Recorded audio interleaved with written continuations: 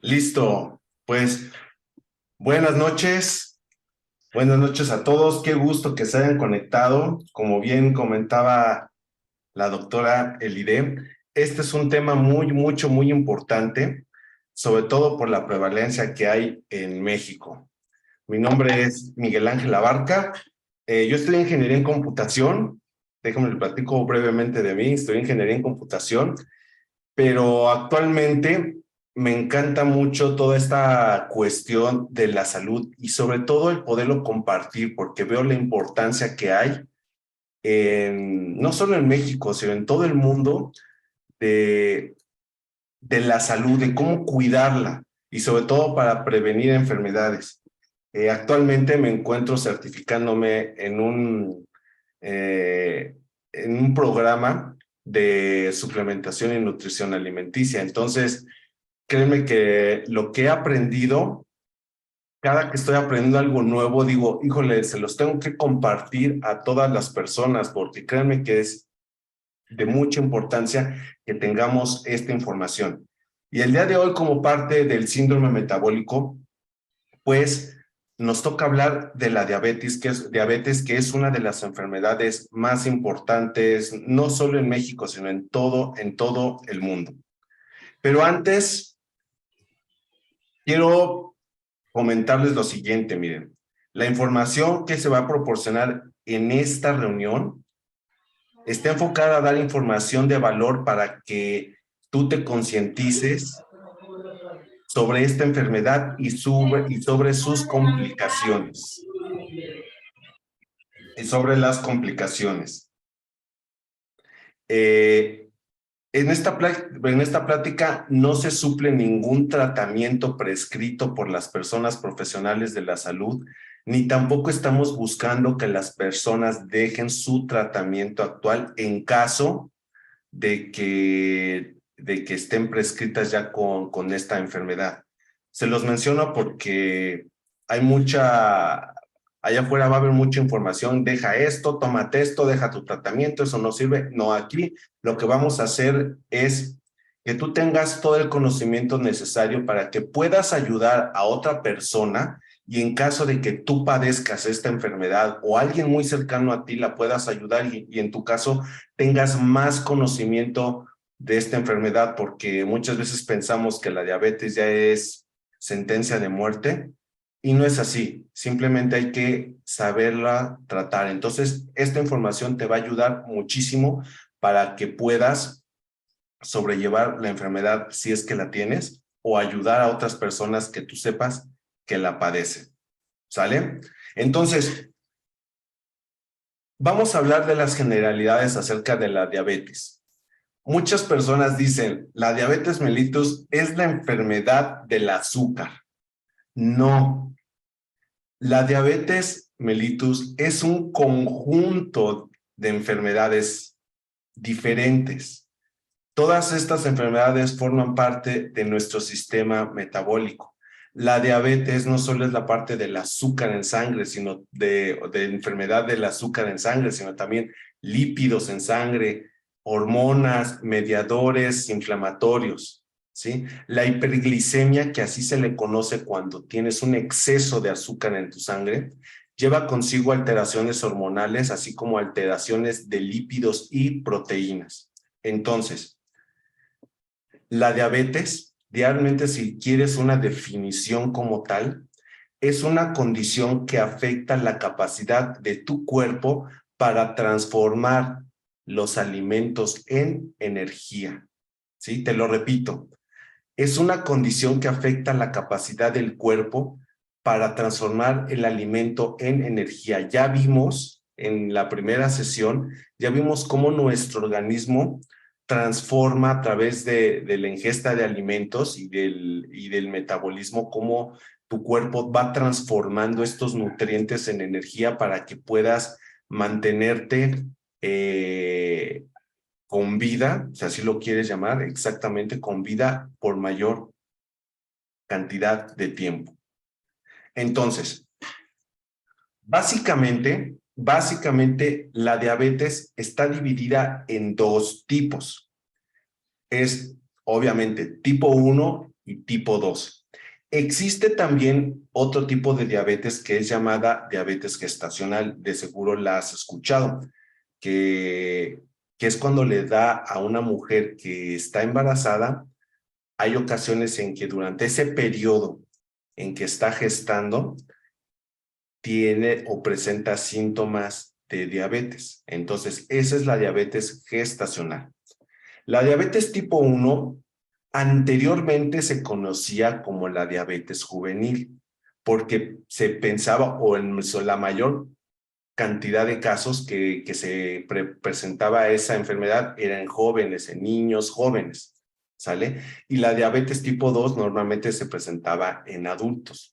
Por eso era como que llamarles de jóvenes y adultos, pero actualmente ya no sucede así y esta separación ya no existe. ¿Por qué? Porque actualmente hay niños que debido a la obesidad ya padecen diabetes tipo 2 y hay adultos que por alguna causa autoinmune o genética ya de adultos llegan a padecer diabetes tipo 1, ¿sale? Entonces, solo es para que conozcas cómo antes se le mencionaba, pero eso actualmente ya no aplica en muchísimos casos.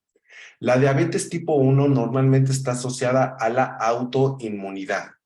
¿Qué es esto de la autoinmunidad? Ok, es una afección que tu sistema inmunitario, que el sistema inmunitario del cuerpo, en donde el sistema inmunitario del cuerpo ataca los tejidos sanos de tu propio organismo, porque lo llega a confundir con tejidos ajenos. Entonces, hay ocasiones en que tu mismo sistema de inmunidad ataca tus propias células que están en el páncreas y se evita que el páncreas siga secretando insulina. Entonces es allí donde da la diabetes tipo 1. Más adelante lo vamos a ir viendo, tranquilo. Y esto normalmente es por causas genéticas y ambientales. Cuando te digo genético, ¿a qué se refiere? A que algún pariente cercano tuyo de la línea, papá, mamá, padece o haya padecido diabetes. Y condiciones ambientales debido a muchos factores alimenticios, ¿sí? Que te pueden causar alguna alergia y puedan dañar tu páncreas, ¿sale? Entonces, en la diabetes tipo 2, a diferencia de la tipo 1 que es por autoinmunidad, normalmente es por un aumento en la resistencia y deficiencia de la insulina, ¿sale? Te lo repito, en la diabetes tipo 2 comienza cuando tu cuerpo presenta una resistencia o deficiencia de insulina, ¿sí? Y esto normalmente es debido a malos hábitos alimenticios que las personas han tenido a lo largo de mucho tiempo. También es debido a factores genéticos. Es debido también a la obesidad y al sedentarismo. Es por eso que la diabetes tipo 2 se conoce como, lo que lleva a tener la diabetes tipo 2 es por múltiples factores. No hay una causa en específica, por eso es una enfermedad de tipo multifactorial que afecta principalmente o que da como resultado el síndrome metabólico. Sin embargo, la obesidad tiene mayor prevalencia de todos los factores que encuentras. La obesidad es la que mayor prevalencia tiene para padecer esta enfermedad. Ahora, ¿qué significa esto también? Que, que cuando tienes obesidad, por ejemplo, puedes o no tener diabetes o llegar a tener en un futuro diabetes, ¿sí? Pero si se empiezan a combinar estos factores, la probabilidad va aumentando. Por ejemplo, si tú sabes o si una persona sabe que sus papás tienen diabetes, ahí hay un primer factor que es el factor genético. Pero si además de eso tiene malos hábitos alimenticios, es decir, come muchos alimentos procesados, por llamarlo así, mucho refresco, exceso en alcohol, en fin, todo lo que actualmente contribuye a que tú ya sabes que contribuye a una mala alimentación, pues entonces la probabilidad de que la persona tenga diabetes va aumentando más y más. Ahora, una gran diferencia es que la diabetes tipo 1 presenta síntomas rápidos. O sea, inmediatamente los síntomas aparecen y son cuando las personas son tratadas. Y es por eso que las personas que padecen diabetes tipo 1 llegan a ser muy longevas porque sus hábitos alimenticios cambian desde muy temprana edad y se ajustan a esos cambios alimenticios, ¿sí? Y los tienen, y no solo los cambios alimenticios, sino cambios en el estilo de vida. Ya son personas que tienen estilos de vida totalmente diferentes. Sin embargo, y es aquí lo alarmante en la diabetes tipo 2, que los síntomas aparecen después, mucho después de mucho tiempo. Pueden pasar 15 o 20 años cuando los síntomas aparecen, pero aparecen ya cuando son en estados prácticamente casi terminales, ¿sí? Y es ahí donde se complica. Porque actualmente, si una persona hoy tiene 18 años y se encuentra con malos hábitos alimenticios, por ejemplo, cuando llega a los 40, 45, incluso 50, ya va a tener una diabetes muy avanzada, ¿sí? Incluso esto puede comenzar desde que son pequeños, desde que son niños, cuando les estamos enseñando precisamente a consumir refrescos, dulces, cosas de esas. Desde ahí, posiblemente, dependiendo, estás acostumbrando o se están acostumbrando los niños a que comer todas esas calorías en exceso que a la larga van a padecer en algún problema del síndrome metabólico y la diabetes. ¿Sale? Entonces, quiero compartirles un video antes de entrar como que en materia. ¿Les parece?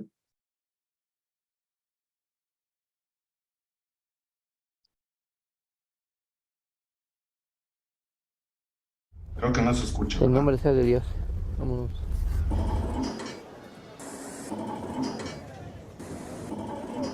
Cuando me dio la diabetes a mí acudí al médico y me dijo, ¿Sabía usted, dice, que ya usted pertenece al club de los diabéticos?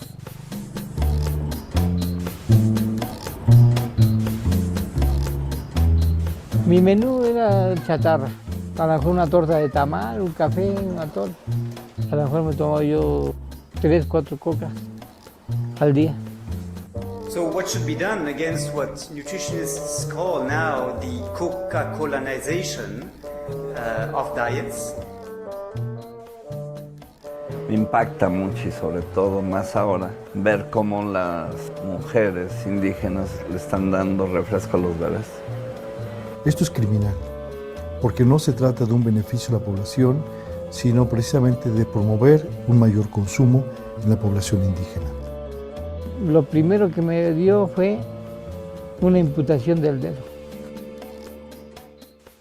Para que te des una idea de lo que pasa, cada 30 segundos a alguien le amputan una pierna en el mundo por complicaciones de diabetes. Que tráigase la sierra de una vez, le dije, ¿por qué? No, le digo, el que estoy sufriendo soy yo. Nada más las diálisis que requiere la población se llevaría el 80% del presupuesto del Seguro Popular en este momento. Ponte abusada, dice, porque siento que ahora sí ya no voy a salir de aquí. Yo tenía prácticamente una hora. Me modelizaban con memoria.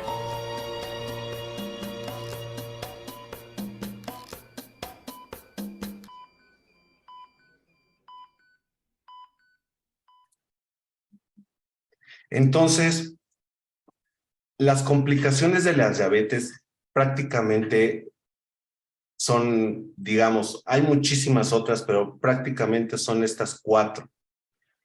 La primera y de las que más se ven son enfermedades cardiovasculares.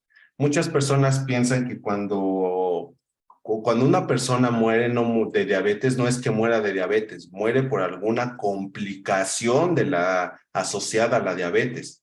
Una de esas complicaciones son las enfermedades cardiovasculares, como cuáles: infartos al corazón, infartos en el cerebro, incluso infartos a nivel de pulmón, ¿no? Cuando los pulmones dejan de funcionar. Pero también van asociadas otro tipo de complicaciones, como por ejemplo la retinopatía diabética, que principalmente causa ceguera. Incluso también otra complicación es la neuropatía diabética, que afecta los tejidos nerviosos, de tal manera que esto a la larga lleva a amputaciones, como lo vieron en el video. ¿Pero por qué?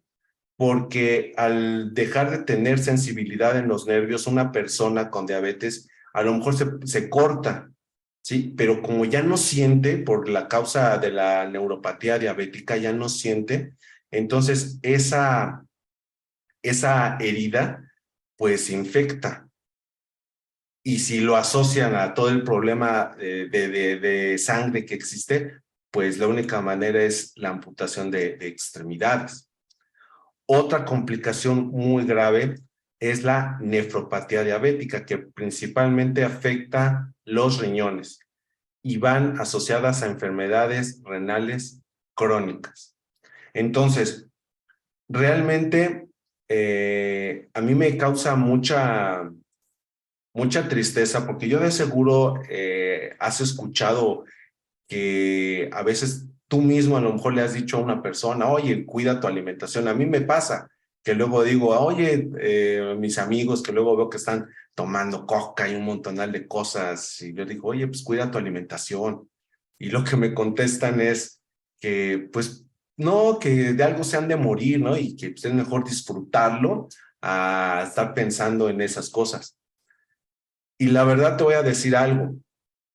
El problema, créeme que el problema, y lo voy a tratar de decir un poco tranquilo, bueno, no tranquilo, sino lo más tranquilo, el problema menor es que la persona fallezca cuando le da diabetes. Pero ¿qué pasa si no fallece? Si no fallece y empiezan una serie de complicaciones como esta, que les amputan el pie, que se quedan ciegos o que pierden la vista. Entonces, es allí donde realmente existe el problema. Ahora, vamos a hablar un poco de la epidemiología. Epidemiología se refiere a cómo están los datos, sobre todo en México. Y según datos del INEGI del 2021, ¿sí? Las mayores enfermedades o las enfermedades más prevalentes que llevaron al deceso de personas fue, en primer lugar, enfermedades asociadas al corazón. Fue el 20.8% de la población. De este 20.8%, 78.929 eran hombres y 62.713 mujeres. ¿Sí? Después, obviamente, ustedes saben, estuvo el COVID-19 para esas fechas, que lamentablemente de la población tuvo un deceso del 15.9%. Esto significa que aproximadamente fueron 71.419 hombres y 37.111 mujeres. Después, como en tercer lugar, queda la diabetes mellitus, con el 14.6% de la población de fallecimientos. De estos, el 52.136 personas eran hombres y 47.429 eran mujeres. Pero en medio está esta enfermedad que se llama asociada al virus COVID-19. Pero si no hubiese existido esa enfermedad, la diabetes mellitus ocupa el segundo lugar en fallecimientos. La diabetes, quiero mencionarte que es la principal causa de enfermedades cardiovasculares, y ya lo viste.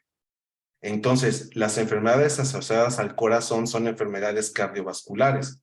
Entonces, muchas de esas enfermedades o muchos de esos fallecimientos están asociadas a la diabetes mellitus.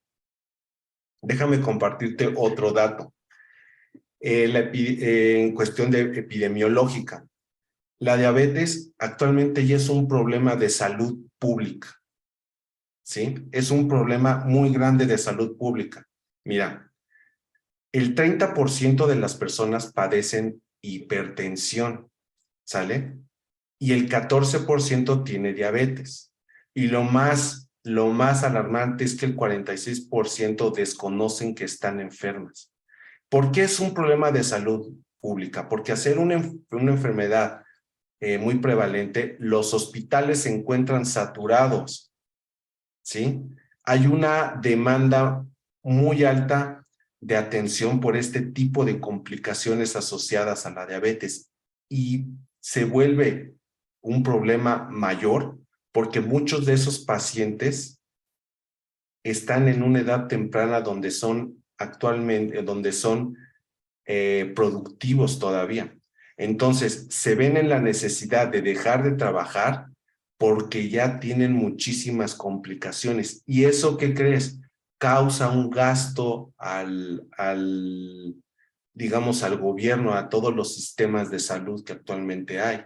Porque lamentablemente el pagar un hospital privado para un tipo de enfermedades como esta, la verdad, sale carísimo. O sea, no hay dinero que alcance. Entonces, la mayoría de las personas se ven en la necesidad de ir a hospitales públicos como el ISSSTE, como el IMSS, y la cantidad es inmensa, inmensa de personas, no hay medicamentos. Entonces, la importancia de que nos podamos cuidar ahora es bastante, ¿sí? Vamos a aprender, te voy a mencionar cómo un médico normalmente puede diagnosticar a una persona cuando tiene diabetes. Esto lo vamos a tomar de acuerdo a la Asociación Americana de Diabetes. Para esto, esta asociación y la NOM 015, que es una normativa mexicana, se basan en 3 mediciones normalmente, ¿sale? La glucosa en ayuno, curva de tolerancia a la glucosa, la hemoglobina glucolizada y glucosa al azar. ¿Qué se refiere cada uno de estos? Se los voy a ir explicando, ¿sale? La glucosa en ayuno obviamente es la que la mayor parte de las personas lo piden cuando le piden una muestra de sangre, que es no haber ingerido ningún tipo de alimentos por al menos 8 horas, ¿sale? Entonces, la glucosa en ayuno, para un paciente que tiene diabetes, cuando le toman esa muestra y esa muestra sale mayor o igual a 126 miligramos por decilitro, ya se considera una persona que padece diabetes, ¿sí? Cuando lo normal es que sea menor a 100 miligramos por decilitro, ¿sí? Existe otra prueba que se llama curva de tolerancia. ¿A qué se refiere esto? Van al laboratorio y les dan como 10 miligramos de glucosa y la ingieren, ¿sale? Entonces, conforme va pasando el tiempo, va apareciendo una curva, ¿sale? Llega un tipo de meseta y vuelve a bajar. Esa es la curva de tolerancia. Entonces, esta curva te debe de arrojar resultados si tú eres un paciente normal a menor a 149 miligramos por decilitro. Una persona que ya padece diabetes, esta curva de tolerancia arroja un resultado mayor o igual a 200 miligramos por decilitro, ¿sale? Ahora, existe otra prueba que se llama hemoglobina glucolizada, ¿sí? Para una persona que ya padece esta enfermedad, el resultado puede ser mayor o igual al 6.5%, cuando una persona, un paciente normal, tiene que tener menor a 5.7%, ¿sale? ¿Qué es la hemoglobina glucolizada? Te toman una muestra, una muestra venosa, ¿sí? Y la analizan y sacan un promedio de 3 meses atrás de cómo se comportó tu glucosa. Si este comportamiento supera o es igual o supera el 6.5%, ya ya ya esta persona es diagnosticada con diabetes, ¿sale? Por otro lado, también existe la glucosa al azar. La glucosa al azar es tomarte una muestra venosa. Ojo, aclaro, todas estas pruebas son pruebas venosas. La prueba que se hacen pinchando el dedito no es no sirve para diagnosticar a una persona con diabetes, ¿sale? Esa prueba sirve para ya cuando una persona padece la enfermedad, para llevar su control personal, pero no para diagnosticar. Para el diagnóstico son la prueba venosa o la prueba de la sangre venosa o plasmática. Entonces, la glucosa al azar es en cualquier momento del día te toman la muestra y si el resultado sale que es mayor o igual a 100 miligramos por decilitro, pero además padeces del síndrome diabético, que ahorita lo vamos a ver, ya es considerado una persona con diabetes. Para que seas un paciente normal, debe de salir este resultado menor a 200 miligramos por decilitro. ¿Por qué mayor? Porque recuerda que es una glucosa al azar, ¿sale? Pudiste haber ingerido alimento una hora antes, vas, te tomas la muestra y obviamente va a tener concentraciones de glucosa. Entonces, estas concentraciones deben de ser menor a 200 para que seas considerado un paciente normal. ¿Sale? Ahora, vamos a hacer un ejercicio, ¿les parece? Y me levantan su manita, me levantan ahí la manita a ver quién quiere contestar. Les voy a hacer esta pregunta. Un paciente tiene una hemoglobina glucolizada, se tomó la muestra y el resultado tiene que es de 6.1%. ¿Sale?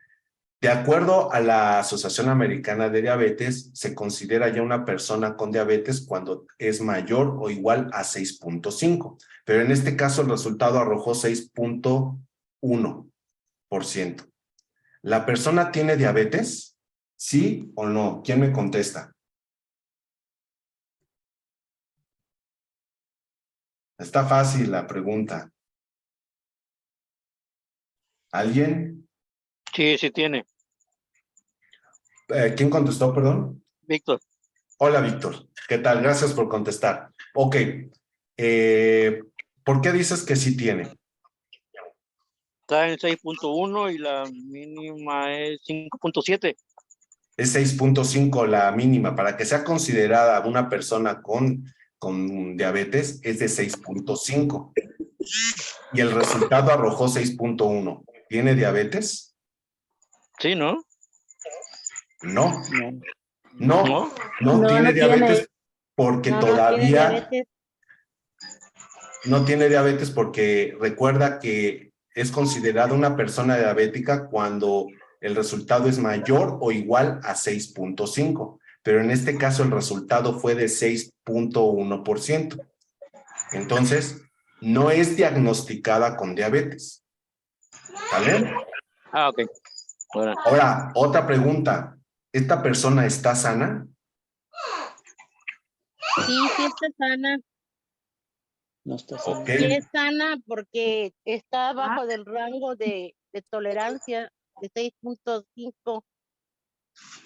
Pues yo digo que no está del todo sana porque le falta poquito para llegar a la diabetes. Entonces, creo que es un foco rojo que, o sea, si bien no estás como declarado diabético, pero estás en el paso previo, ¿no? O sea, Exactamente. Entonces, Está muy cerca del límite, ¿no? Está muy cerca Esta persona es prediabética. ¿Sí lo ven? Y es exactamente eso que acaban de mencionar. O sea, está como que llegando al límite. Todavía no tiene diabetes, pero está a punto de.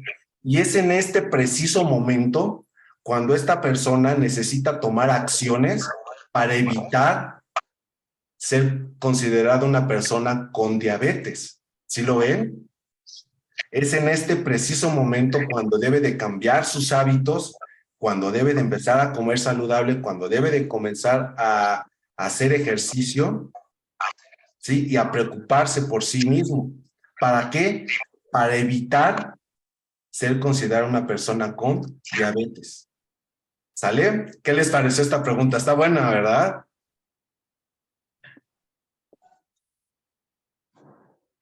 Ahora, viene lo mero bueno, chicos. Vamos a ver la fisiopatología de la diabetes. ¿Qué tal? Esto de la fisiopatología se refiere a cómo es que tu cuerpo se empieza a comportar con la diabetes. Pero para poder entender cuál es el problema, primero vamos a ver cómo funciona normalmente tu cuerpo. ¿Sale? En anteriores pláticas ya vimos que nuestro cuerpo obtiene la energía a través de los alimentos y hay diferentes procesos en la ingesta de los alimentos. Empezamos con la ingestión, secreción de varios líquidos que ayudan precisamente a ir reduciendo esa comida. Luego sigue la digestión y por último está la absorción, ¿sale? En esta parte de la absorción es cuando esos nutrientes que ya están en su mínima expresión, por llamarlo así, ya es lo más mínimo que tu cuerpo los puede procesar, ahora sí son absorbidos y llevados al torrente sanguíneo. Hasta ahí vamos bien. ¿Sale? Ya lo vimos en la clase de digestión, cuando vimos el taller de digestión, perdón. Cuando estos nutrientes entran al torrente sanguíneo, ¿sí? Una parte de la glucosa, una pequeña parte, se manda al páncreas. Entonces el páncreas detecta, hay una glucosa. Entonces voy a empezar a través de las células que se llaman células betas que se encuentran en el páncreas. Estas células empiezan a secretar la insulina, ¿sale? Esta insulina ahí está puesto en el cuadrito amarillo, ¿lo es? ¿Sale? Va viajando junto con los nutrientes, en este caso junto con la glucosa, ¿sale? De tal manera que esa insulina llega a unos receptores de insulina. En la célula existe una compuertita, ahora haz de cuenta una puerta, la puerta de tu casa, imagínatela, ¿sí? Que se tiene que abrir para que pueda entrar la glucosa. Y esta puerta se abre solamente cuando llega la insulina y se coloca en el receptor de insulina. Haz de cuenta como si tú quisieras entrar en tu casa, ¿sale? Y tú eres la glucosa, pero vas a viajar con la insulina, que es la llave.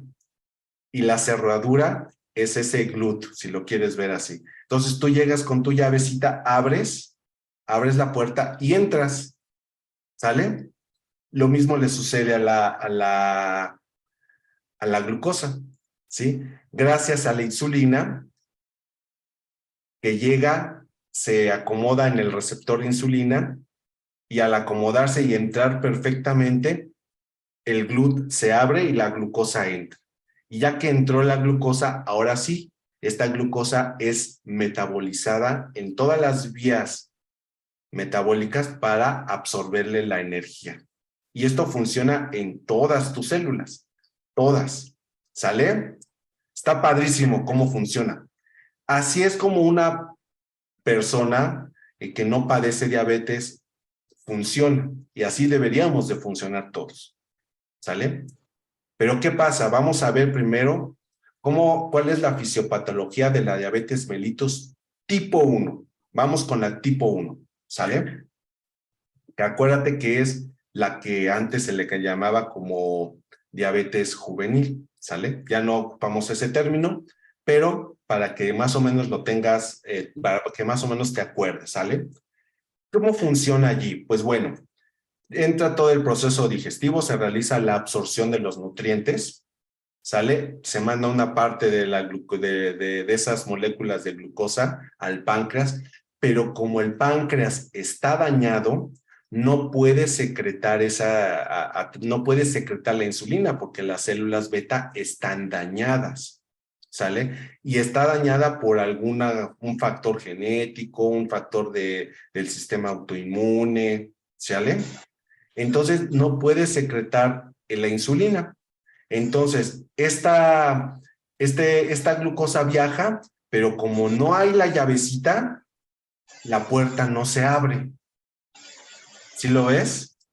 Y al no abrirse la puerta, pues todo ese excedente de glucosa, la misma insulina lleva un proceso anabólico para transformarlo en grasa. ¿Sale? Así es como funciona. Y esa es la diabetes mellitus tipo 1. ¿Sale?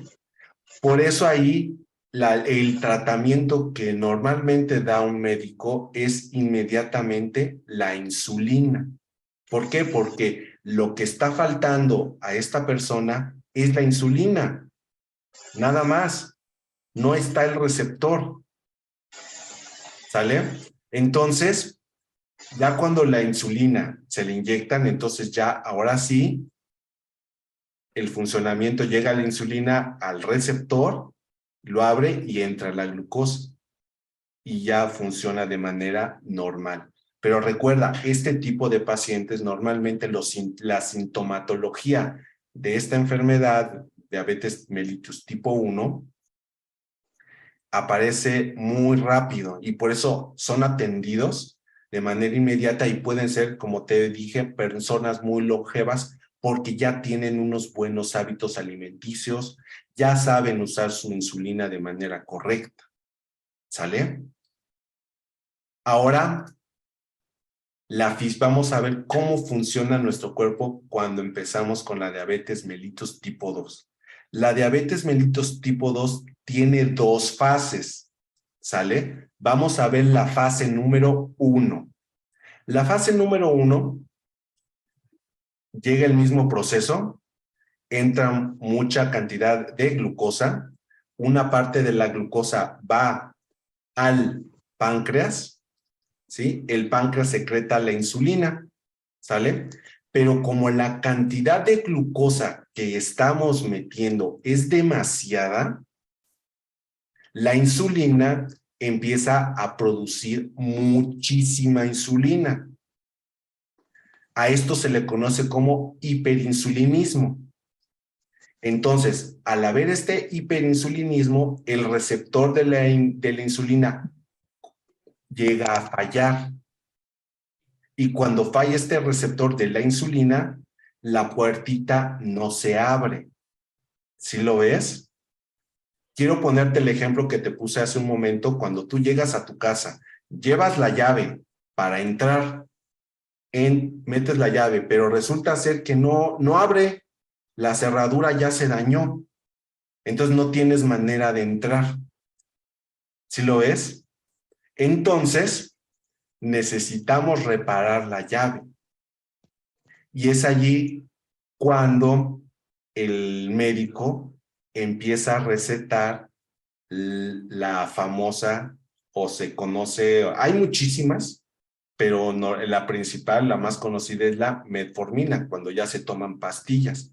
Estas pastillas lo que hacen es arreglar el receptor de la insulina, para que la insulina que está secretando el páncreas pueda abrir la llave. Haz de cuenta que le cambian, le arreglan la chapa, la cerradura de tu casa para que puedas utilizar tu misma llave.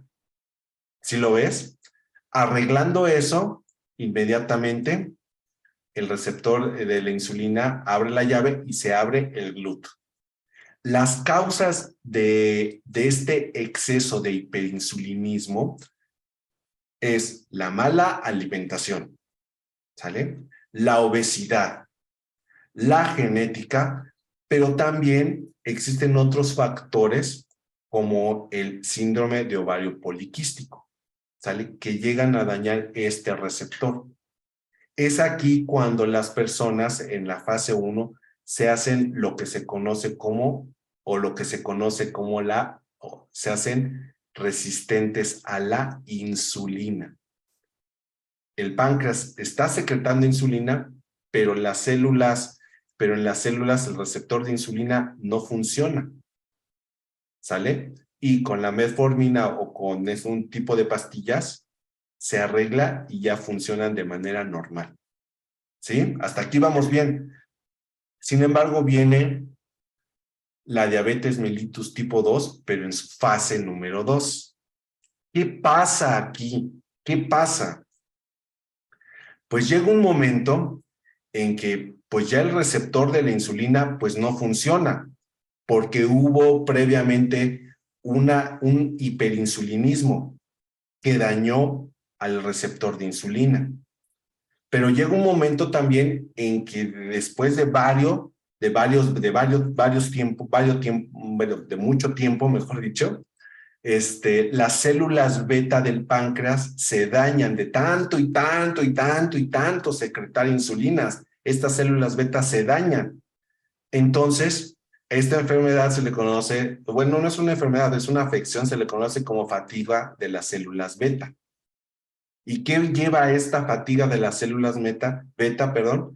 Que la insulina se deja de producir. ¿Sí lo ves? Entonces, en la diabetes mellitus tipo 2, fase número 2, tanto el receptor de insulina ya se dañó como ya tampoco hay insulina. ¿Sale? Entonces, es allí cuando los médicos ya prescriben la insulina, además de la metformina o las pastillas.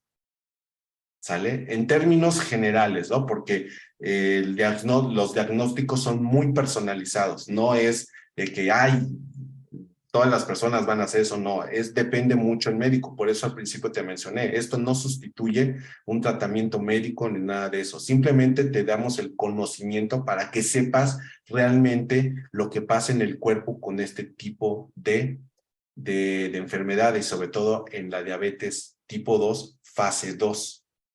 ¿Sale?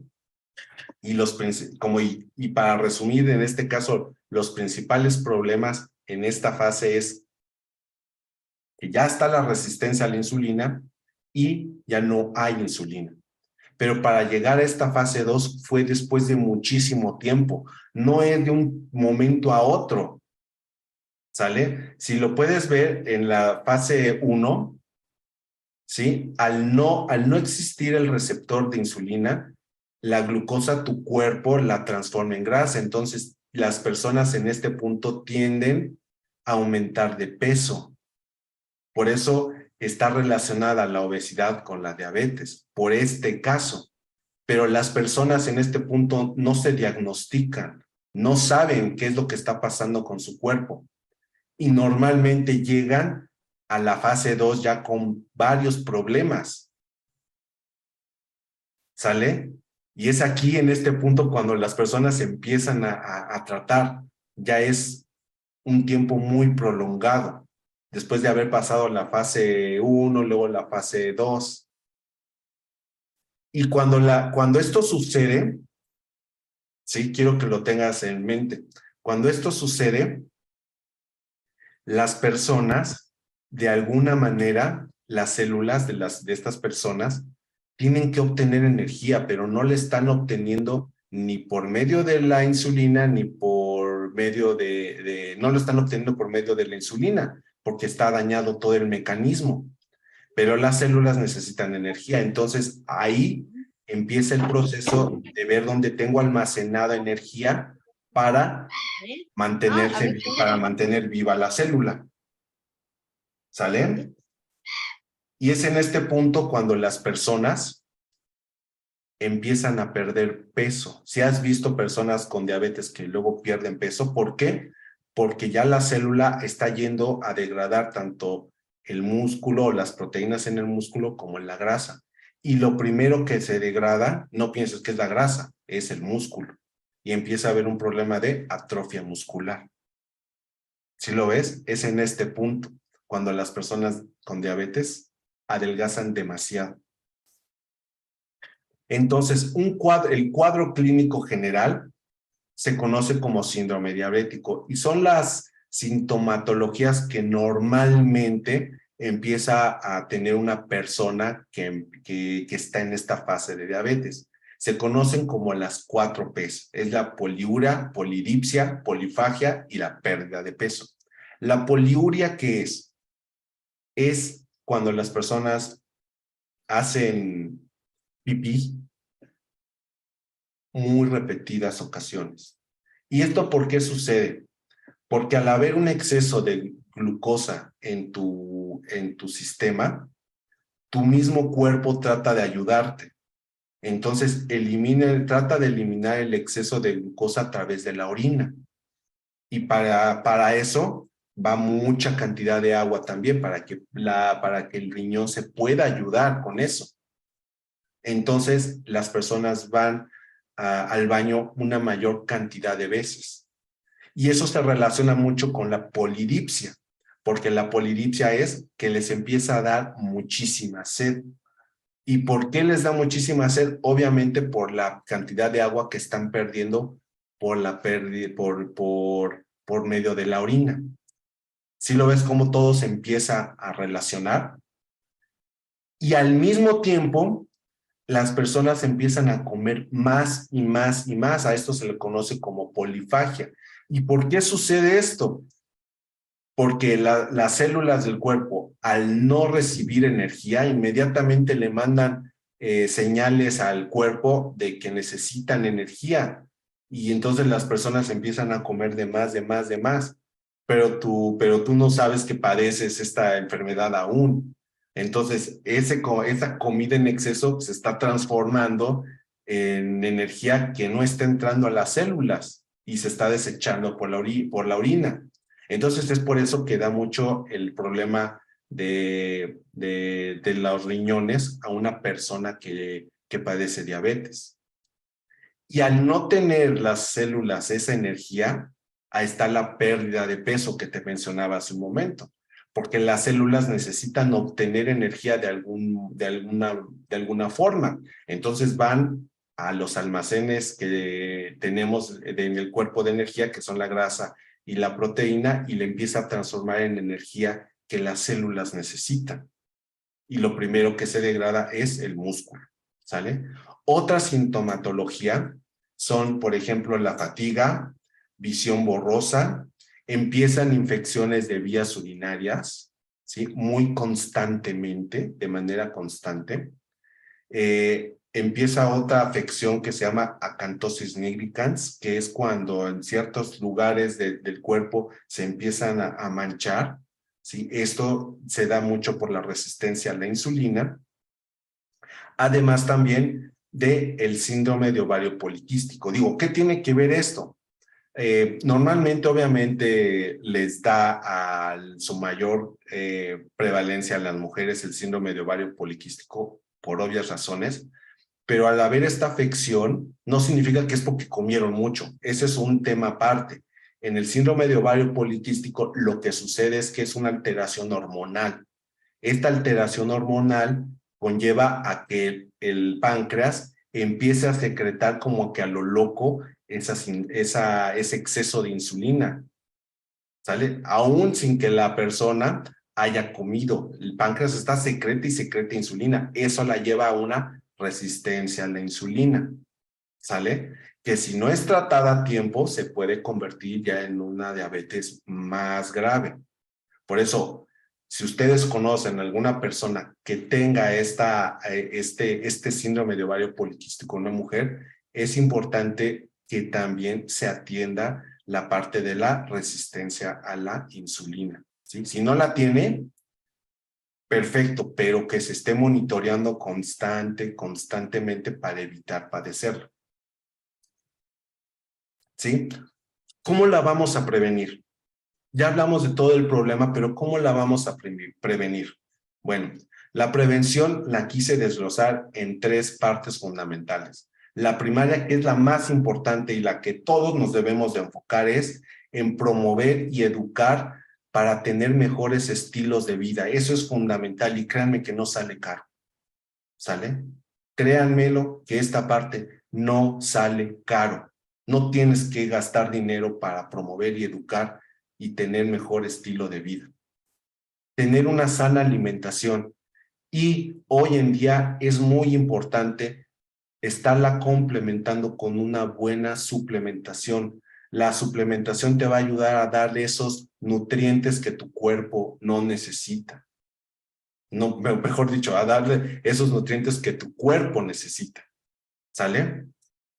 Entonces, es muy importante esto, la suplementación y tener una sana alimentación, un estilo de vida donde hagas ejercicio regularmente, obviamente que comas saludable, duermas a tus horas, ¿sí? Que sé que en una ciudad como la Ciudad de México es muy difícil, pero si tú vives en otro estado, pues espero puedas promover mucho esta parte del descanso y del cero estrés porque es muy importante. Pero en todo caso que ya no funcionó la parte primaria, pues viene la parte secundaria. Y la parte secundaria es en una detección oportuna. Si actualmente tú tienes alguno de los posibles síntomas del síndrome metabólico, atiéndete, tómate muestras. Pero si todavía no tienes y ya pasas de los 45 años, es importante que por lo menos cada año te hagas una muestra de sangre para ir viendo cómo va este tema. La prevención es muy importante, ¿sale? Y el que tú estés enterado de cómo está tu cuerpo es realmente, te puede salvar la vida y te puedes ahorrar muchísimo dinero, ¿sale? Porque créeme que una enfermedad como estas es muy difícil de mantener a largo plazo. Pero en todo caso, que ya la primaria y la secundaria no funcionó, ya estamos en una etapa muy elevada, pues, de diagnóstico ya de diabetes, pues bueno, es tener un tratamiento oportuno, ¿sale? Que tengas y que lleves al pie de la letra tu tratamiento, que tengas constantemente un control glicémico con ese glucómetro, que te estés midiendo tu insulina antes de comer, bueno, te estás midiendo la insulina en sangre antes de comer, después de comer, que te apliques bien tu insulina, porque también ese es otro tema. Entonces, eso te va a ayudar mucho y sobre todo, la prevención de las complicaciones asociadas a la diabetes. Como ya vimos cuáles son las amputaciones, las cegueras. Porque esta parte es donde las personas más llegan a sufrir en esta parte. ¿Sale? Entonces, la prevención están divididas en estas fases, ¿sale? Pero te repito, la más barata que ahorita te puede salir, si lo quieres ver en términos económicos, y si tú no padeces diabetes, es la primaria, ¿sí? No te cuesta nada y te puede ayudar muchísimo, muchísimo a ti y a toda tu familia, porque cuando una persona tiene diabetes, no solo es la dolencia del paciente, sino de toda su familia, toda, créemelo. Entonces ahora te voy a platicar de 4 alimentos que te pueden servir para controlar en caso de que ya padezcas la enfermedad o, lo mejor aún, para prevenir la diabetes. ¿Sí? El primero es el consumo de proteína. ¿Y por qué el consumo de proteína? Porque la proteína te da mayor saciedad, es de los alimentos que dan mayor saciedad y además tienes un mayor control glicémico. La Organización Mundial de la Salud para personas que ya padecen diabetes recomienda que deben de consumir 1.5 gramos por kilo. El problema es que luego no estamos consumiendo la proteína de la fuente adecuada. A veces creemos que la proteína solamente se encuentra en la carne de cerdo, la carne de res, pero este tipo de proteína que sí es buena, pero además contiene grasas saturadas. Entonces hay que eliminarlo. La mejor proteína que tú puedes empezar a consumir es la proteína proveniente, en este caso, del salmón. Pero un cuarto de salmón, al menos aquí en el Estado de México, un cuarto está alrededor de 100 pesos. Son 500 pesos a la semana de cuartito en cuartito. ¿Sí? Es por eso que hoy por hoy la suplementación es muy importante. Y el que tú te puedas suplementar con una proteína de calidad que te dé esos aminoácidos, pero también te da la cantidad necesaria de proteína, te va a ayudar muchísimo. ¿Sale? Ahora, otro alimento que no debe de faltar también son las fibras. ¿Por qué las fibras? Las fibras te ayudan muchísimo a controlar los niveles de azúcar en sangre, ¿sale? Te ayudan muchísimo a proteger el corazón y mantienen además la salud de tu sistema digestivo. Mantienen además, junto con la proteína, una saciedad y te ayudan a manejar el peso. Y principalmente deberíamos de estar consumiendo las fibras de los productos verdes, ¿no? Como el brócoli, como las espinacas. Pero en el caso de que no estés consumiendo la cantidad de fibra, por eso también es importante la suplementación. Porque tú puedes suplementarte con fibra soluble que te va a ayudar a complementar tu alimentación y a complementar toda esa fibra que normalmente en el día no estamos consumiendo. Si esto lo combinas con prebióticos y probióticos que te van a ayudar a mantener esos niveles de azúcar, pero también ayudar a que los nutrientes sean absorbidos de manera correcta y eficaz, créeme que la tienes ganada prácticamente. Entonces, este es otro alimento, las fibras. Por otro lado, también es muy importante que consumamos frutas de bajo índice glicémico, ¿sí? Y estas frutas también deben de tener funciones antioxidantes. ¿Por qué funciones antioxidantes? Porque todas estas frutas con antioxidantes te van a ayudar a combatir la inflamación crónica provocada por los radicales libres. Cuando las personas tienen diabetes, tienen una inflamación, ¿sale? Esta inflamación crónica, porque es un daño celular. Te das cuenta que lo que se daña es el receptor, se está dañando la célula.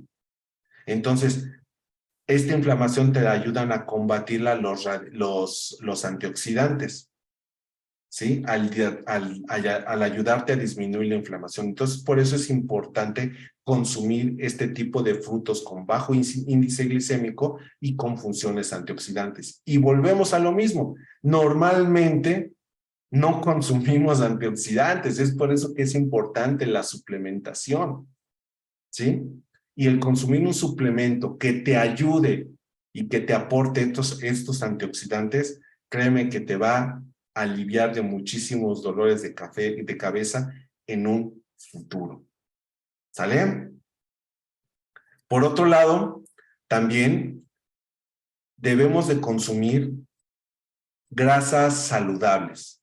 ¿Por qué las grasas saludables? Las grasas saludables te ayudan a tener igual una mayor saciedad, pero también, al igual que los antioxidantes, te ayudan a la inflamación. Entonces, imagínate, si estás combinando antioxidantes con unas grasas saludables para combatir la inflamación, vas a tener una mejor salud y vas a poder llevar la enfermedad con una mejor calidad de vida. Y en el caso que no la padezcas, pues lo vas a prevenir, ¿sí? Las grasas saludables también te ayudan muchísimo a disminuir los picos de insulina, los picos de glucosa, perdón, y los picos de insulina. Además de que ayudan a la producción de hormonas adecuadamente. La Organización Mundial de la Salud recomienda que una persona que ya padece diabetes dentro de su alimentación, debe de consumir dentro de su plato, deben de contener el 30% de grasas saludables. La puedes encontrar en el aceite de oliva, en el aguacate, ¿sale? Pero también la puedes encontrar en los suplementos con omega 3. El omega 3 es de los aceites más saludables que tú puedes consumir. Y esto te va a ayudar muchísimo a tener una mejor calidad de vida. Y es por eso que es importante la suplementación. Porque el suplementarte te va a dar esos nutrientes que a tu cuerpo le hacen falta, que actualmente no le estás dando.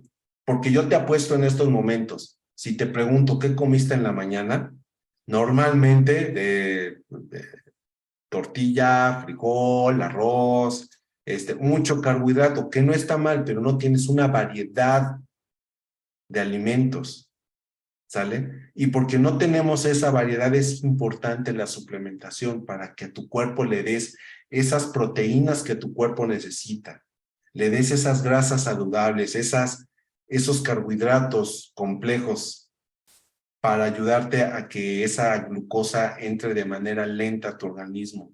Esas grasas, vitaminas, minerales que tu cuerpo necesita, incluso la fibra con probióticos para mantener un sistema inmunológico sano. El sistema inmunológico comienza desde tus intestinos y la fibra y con probióticos y prebióticos te va a ayudar de manera que no tienes una idea.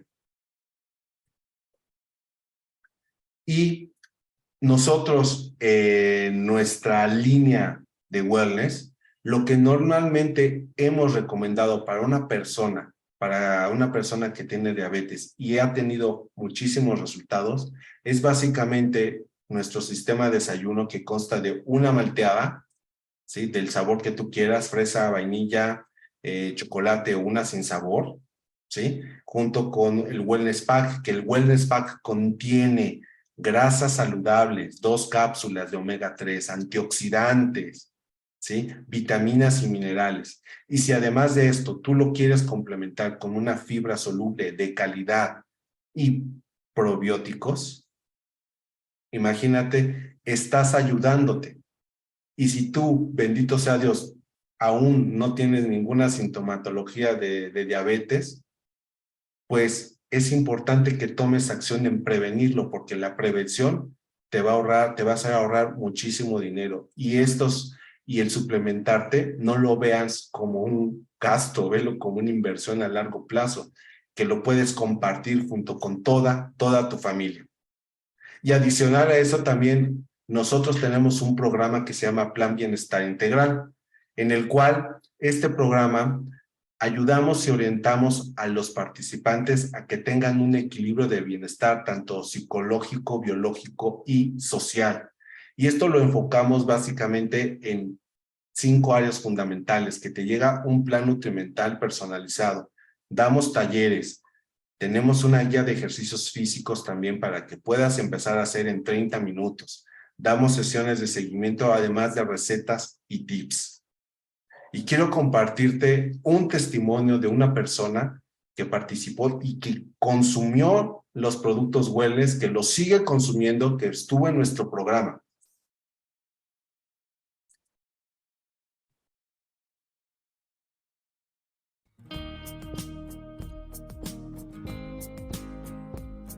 Pues les quiero agradecer por invitarme a este plan. Yo jamás había pensado, es más, yo estaba renuente a esto porque decía, ¿cómo nos van a ayudar unas vitaminas de catálogo? O sea, si no vas a la farmacia y no lo compras y no es así como patente, pues como que no siento que te ayude, ¿no? Y me llevé la sorpresa de mi vida porque yo sí bajé de peso, pero a mí lo que más me importaba era mi salud. Y yo tenía de glucosa 350 al comenzar el plan. Ahorita me he mantenido en 140. Y eso es lo que a mí me fue súper bien en eso. Entonces, creo que es lo mejor que me ha pasado, conocer este plan. La doctora me guiaba siempre, yo le decía, es que mira, pasó esto, no te preocupes, hazlo así, o es que mira el otro, no, así. Entonces siempre está la guía, ¿no? Siempre está el apoyo, tanto en la salud como en la alimentación, o sea, todo está el apoyo, y eso es un gran motivo para decir, sí se puede, sí lo logramos, y lo logramos juntos, ¿no? Porque no nos abandonan en ningún momento, no es como las que te venden no, es que vas a bajar de peso y te dan remedios milagro y tú tal vez bajas, pero jamás bajas vitaminada, jamás bajas con nuevos hábitos, o sea, tú bajas porque deshidrataron tu cuerpo y ya, más no porque tuvieras una baja verdadera y vitaminada bien, o sea, como debería de ser, y nunca nos enseñan eso, sino ya hasta después que te das cuenta. Yo siempre he sufrido con el sobrepeso y toda mi vida he estado luchando con eso. Entonces siempre he estado a dieta, los chochos, que te pongas balines, o sea, 1000 cosas. Y no. Y digo, ya desde hace tiempo estoy haciendo ejercicio y la verdad tampoco bajaba. O sea, yo por más que me esforzaba en el gimnasio, pues no bajaba. Y llevo rutinas de 2 horas, o sea, no es como nada más voy y hago zumba, no. Yo llevo ejercicios muy pesados y llegó un momento en que me cansaba y decía, ay no, ya no quiero ir, ya me cansé. Pero con las vitaminas me he sentido mucho mejor, me da más vitalidad, más fuerza. No es el cansancio de antes, o sea, sí me canso, pero no me agoto como antes. Antes sí me agotaba muchísimo, antes sí decía, no, pues es que no sé cómo poder seguir para levantarme para mañana. Y ahora no, ahora me siento mucho mejor. Así que les agradezco mucho. Gracias, Eli, por esta invitación, por este apoyo. Te lo agradezco mucho. Gracias.